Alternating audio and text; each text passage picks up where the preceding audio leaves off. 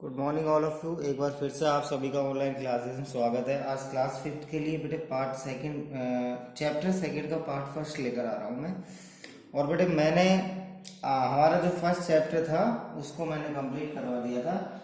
अगर आपको उसमें किसी भी प्रकार की परेशानी हुई हो तो बेटे कंसल्ट कर लेना। 2 नंबर मैंने आपको प्रोवाइड करा रखे हैं। आप इन दोनों नंबरों पे कॉल करके आपकी प्रॉब्लम शेयर कर सकते हैं, ठीक है। तो बेटे जिन बच्चों ने सिलेबस अभी तक परचेस नहीं किया, मैं बता रहा हूँ बेटे सिलेबस परचेस कर लो। आपकी स्टडी चालू हो गई है ताकि आपको किसी प्रकार की परेशानी नहीं हो, नहीं आप पीछे रह जाओगे। और बेटे वीडियो को देखो बार बार जब तक कोई चीज़ प्रॉब्लम सॉल्व नहीं हो जाती, जब तक आपको समझ में नहीं आ जाता तब तक उन चीज़ों को बार बार देखते रहो, समझते रहो। जब आप बार बार देखोगे तो अच्छी तरीके से आपको समझ में भी आ जाएगा। ऐसी कोई बात नहीं कि आपको समझ में नहीं आएगा, ठीक है ना। अब देखो बेटे आज चैप्टर सेकंड जो है क्लास फिफ्थ के लिए ईवीएस का लेकर आ रहे हैं हम। तो बेटे हमारा जो चैप्टर सेकंड है migration of families, migration of families, migration of family से रिलेटेड टॉपिक है हमारा। इससे रिलेटेड आज हम स्टडी करेंगे। बेटे बुक्स ओपन कर लेना सभी स्टूडेंट। जिन बच्चों ने नोटबुक्स नहीं बनाइए अभी तक चैप्टर फर्स्ट कंप्लीट हो गया, ताकि जल्दी से जल्दी नोटबुक बना लें आप लोग। तो देखो बेटे माइग्रेशन ऑफ फैमिलीज में एक बार बुक आपको शो कर देता हूँ। इसकी रीडिंग कर लेते हैं सबसे पहले तो हम, ठीक है। और बेटे जल्दी से जल्दी बुक लेकर आए सभी बच्चे, ताकि आपकी पढ़ाई रेगुलर चलती रहे अच्छी तरीके से। अब देखो चैप्टर सेकंड हमारा माइग्रेशन ऑफ फैमिली से रिलेटेड हम टॉपिक पढ़ रहे हैं।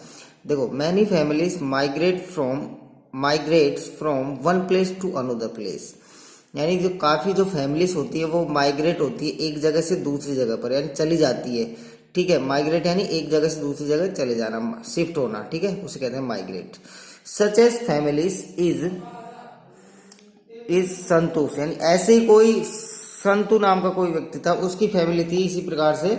His family lived in A village, तो उसकी फैमिली क्या है बेटे विलेज में रहती थी। ही डिड फार्मिंग, और वो क्या करते थे किसान का काम करते थे। Due to फैमिनी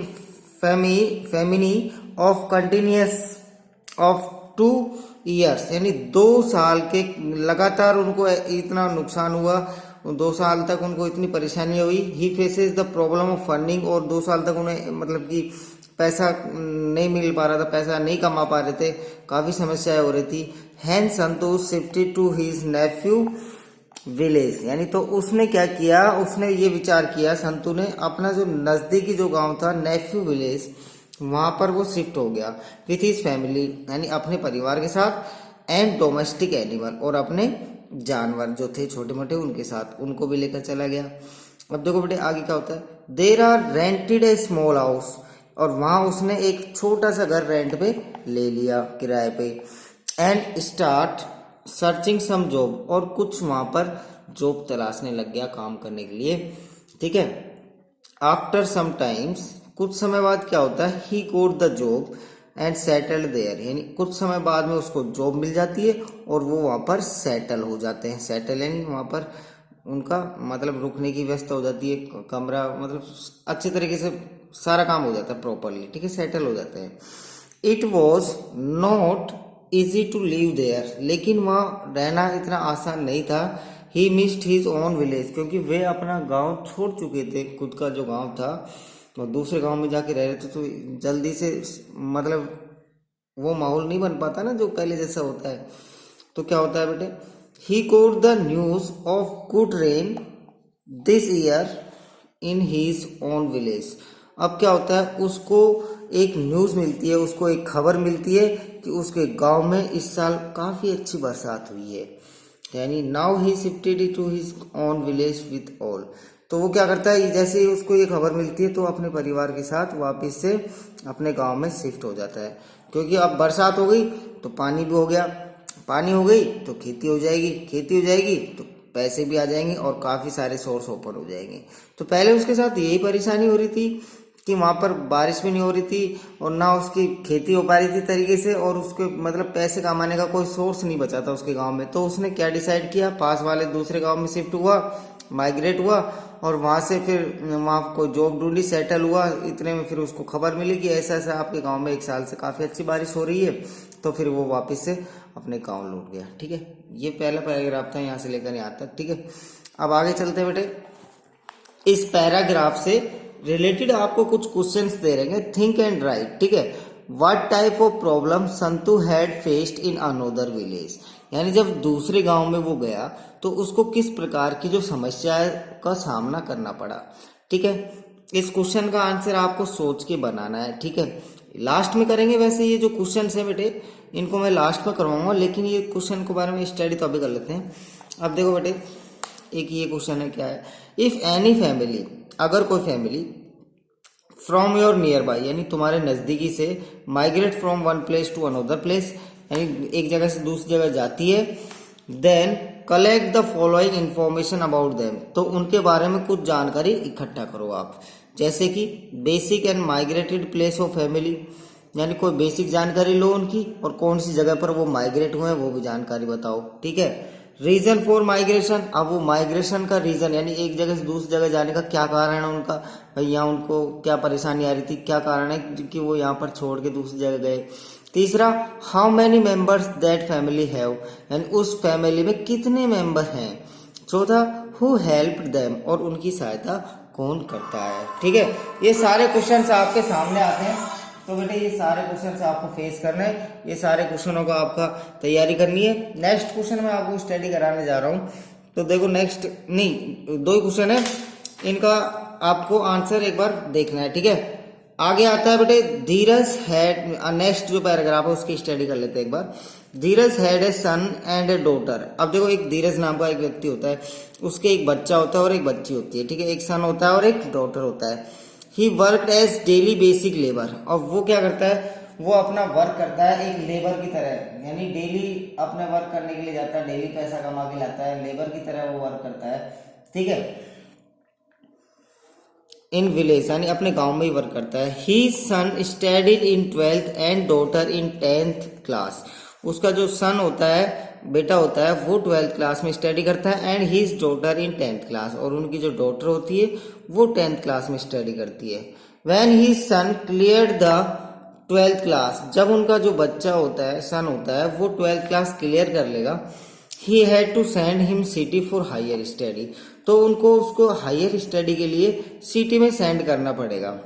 he thought if he and his son had lived separately in village, तो वो सोचता है, धीरज सोचते हैं, धीरज जी क्या सोचते हैं, he thought if he and his son, अगर वह और उनका जो बच्चा है वह एक गांव में, village in and city, then he had to pay double for each things for living, and after 2 years his daughter will also ready to hire education। अब क्या वो सोचता है कि भाई मैं अगर मेरे बेटे को सेपरेटली रहने के लिए जैसे कि बाहर भेजेंगे तो वहाँ उसके लिए सेपरेटली कमरे की व्यवस्था करनी पड़ेगी, तो वहाँ पर पैसा लगेगा, काफ़ी सारा अरेंजमेंट करना पड़ेगा, और फिर अगले साल वहाँ पैसा तो लगेगा ही। ठीक है, और अगले साल उसकी डॉटर जो है वो भी रेडी हो जाएगी हायर स्टडीज़ के लिए, उसके लिए भी करना पड़ेगा। So he decided to migrate to city as he was a daily basis labour and can do some work anywhere. तो उसने ये सोचा कि भाई 2 साल बाद में, एक अगले साल तो मेरे बच्चे के हायर स्टडी के लिए सिटी भेजना है, और उससे अगले साल मेरी बच्ची को भेजना है हायर सिटी के लिए, हायर स्टडी के लिए सिटी में। तो उसने ये सोचा भाई इससे बढ़िया मैं अभी से माइग्रेट हो जाता हूँ, मैं वहाँ सिटी में वर्क ढूंढ लूंगा, यहाँ घर पे भी वर्क करता हूँ, गाँव में अपने गाँव में वर्क करता हूँ, इससे बढ़िया मैं वहाँ सिटी में अभी से यहाँ से सारे परिवार को ले जाकर वहाँ सिटी में रह लेता हूँ, ताकि खर्चा भी बच जाएगा और वहाँ पर वहाँ काम धंधा ढूंढ लूंगा और वहीं बच्चों के साथ भी रह पाऊंगा। ठीक है, ये उसके मन में ख्याल आता है। ठीक है, और काम ढूंढने की बात चलती है। When he came to city, जब वह सिटी पहुंचता है, then faced the problem of rented house, तब उसे एक किराए के घर के लिए प्रॉब्लम, काफ़ी समस्याएं आती है। As the house rent were very high in main city, so he took a house at some distance of city, यानी मेन सिटी में क्या है, काफी महंगा किराए पे उसको मकान मिल रहा था, तो उसने डिसाइड किया कि कुछ सिटी से कुछ दूरी पर उसने अपना मकान लिया, यानी कुछ दूरी पर उसने मकान लिया। ही गोट न्यू नेबरहुड, यानी उसके न्यू पड़ोसी बन गए, नए पड़ोसी बन गए।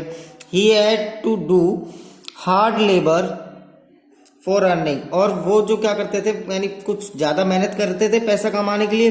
Expenditure of cities living were high, यानी वहां पर जो सिटी के जो खर्चे होते हैं वो काफी महंगे होते हैं, काफी ज्यादा खर्चा होता है। So he started the work of night watchman too, तो उसने नाइट में भी वर्क काम करना चालू कर दिया वॉचमैन का। When his children completed their studies he decided to shift again to his own village, जब उनके बच्चों की हायर स्टडी कंप्लीट हो गई तो फिर उसने डिसाइड किया वापस से गांव आने का, उसने डिसाइड किया। अब देखो, you have seen in your neighbour nearby, यानी आपने आपके आसपास कुछ देखा होगा। That some children have to leave their house for higher education, यानी कुछ बच्चे जो होते हैं वो अपने घर पे रहते हैं हायर एजुकेशन के लिए करने के लिए।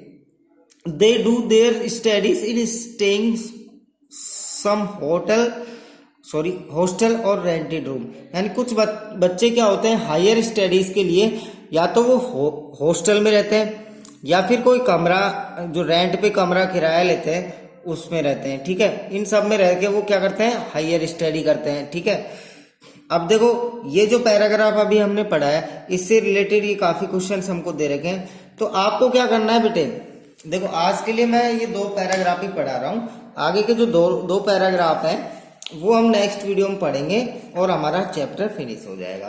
तो बेटे देखो, इस चैप्टर को जब तक आप रीडिंग नहीं करोगे, जब तक आप अच्छे तरीके से कोई चीज को आपको एक्सप्लेन नहीं हो पाएगी, तब तक आप कुछ नहीं कर पाओगे, ठीक है। तो मेरा कहना यही है, आपको ये दोनों पैराग्राफों की अच्छी तरीके से रीडिंग करनी है, और रीडिंग करने के बाद में ये जो क्वेश्चन आपके सामने है, इन क्वेश्चनों के आपको आंसर करना है, प्रैक्टिस करनी है। प्रैक्टिस करोगे तो आंसर इजीली कर पाओगे, ठीक है। और जब चैप्टर हमारा, अभी इनको फेयर नोटबुक में नहीं करना है, जब हमारा चैप्टर कंप्लीट हो जाएगा तब हम इन क्वेश्चनों के आंसर आपको फेयर नोटबुक में करवा देंगे, ठीक है।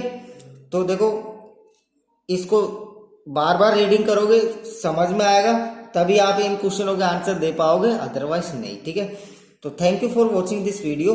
और बेटे ये क्वेश्चनों को आपको प्रैक्टिस करनी है घर पे आंसर निकालने की, इन क्वेश्चनों की नॉर्मल क्वेश्चन है, ठीक है। ओके, अगर वीडियो पसंद आया तो इसको लाइक करना, सब्सक्राइब करना चैनल को। Thank you for watching this video.